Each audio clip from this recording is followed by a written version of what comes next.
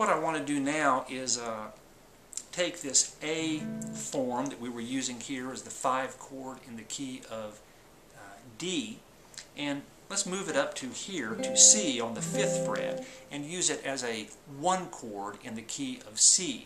And we're going to talk about really about 3 different scale forms here, but let's concentrate first on playing in C major. If you're playing in C major, you already know the pentatonic.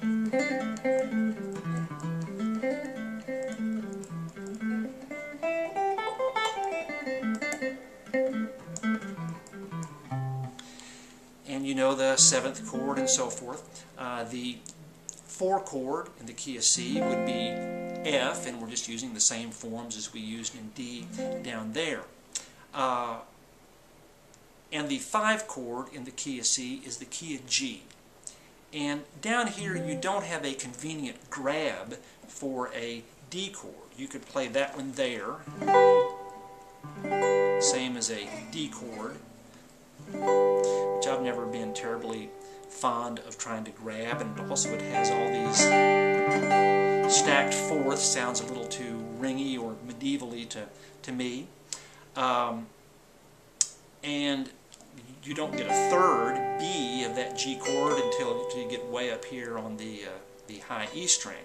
Where are the B's? Well, one of the potential ones is right there, the 4th fret on the G string. G, B, D, 1, 3, 5, same shape as we looked at back there originally. The other place you could play that B is on the 9th fret of the D string.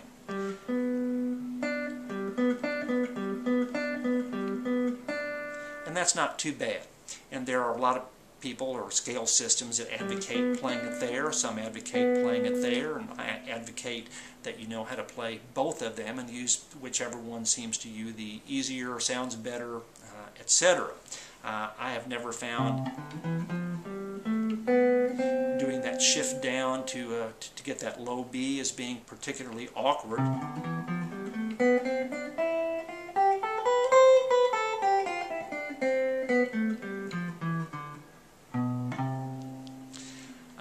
And so, that's up to you to decide how to do it. The 7th for the G, if we're playing it down here, is going to be that F note right there. Same as...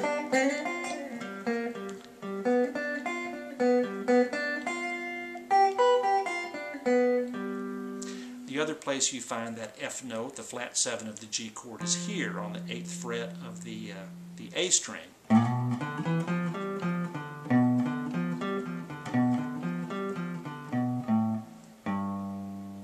And so that's how you can play that. Note that, just as we talked about how this was, how that A position was good, you can pull off to the root open A string. For our C position, we've got that C that is down there on the 3rd fret of the A string, and for our G chord, or when we want the G is the 5th of the C chord, we have it down there at the 3rd fret of the low E string. And that is not terribly awkward to get to. And you see a lot of licks, a lot of players play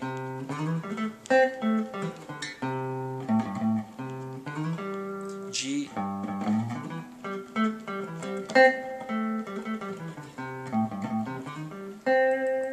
and so remember that those are there. That's not really a big deal to learn how to reach down there to get that. When you know you're going that way, you simply shift to playing what you would have played with your 3rd finger, play with your pinky, and not hard to do. One of the major scale chord patterns that is shown in some systems is playing G, playing it starting out like that and doing 3 notes per string.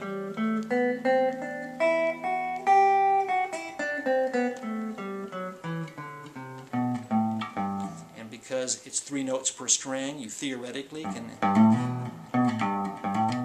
hammer on and pull off and play a very fast G scale by doing that. But anyway, This position here is a very good position for playing in C. You got good hammer-on notes.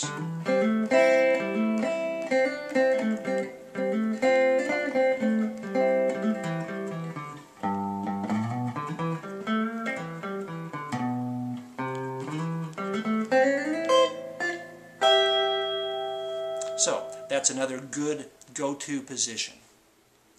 There's one final major scale position that I want to mention to you that you see in all the systems, and that is like playing in C down here on the 3rd fret, the parallel position as we looked at that G at the very first one that we looked at.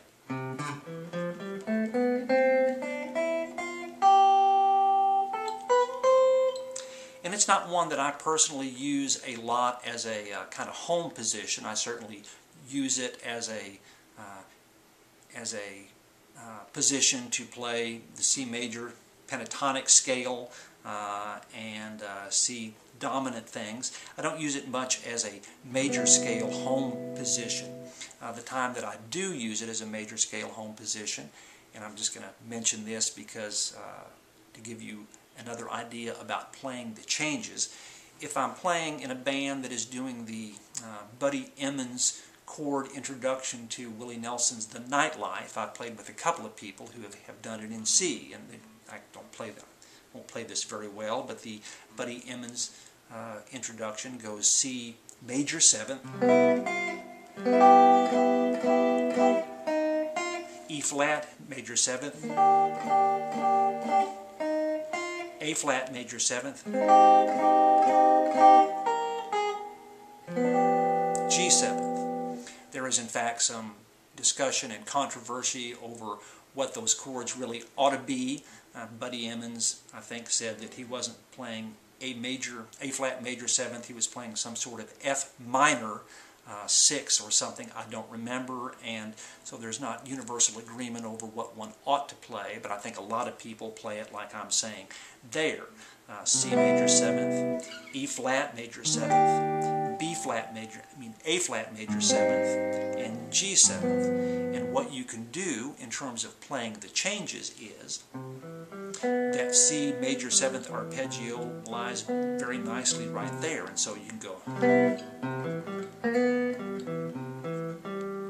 play the C major scale over that C major 7th, E flat major scale over the E flat major 7th chord, A flat major 7th scale over the A flat major chord, A flat major 7th, and then G dominant.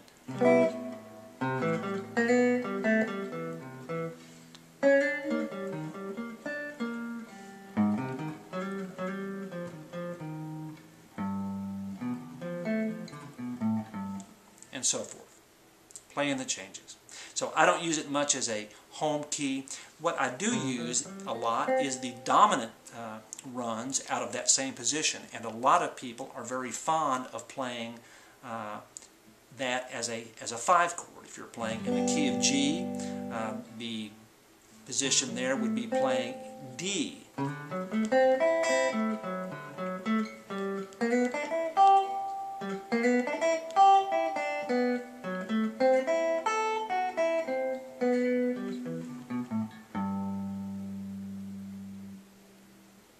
And I think that that pretty much concludes our study of major chord playing in major keys.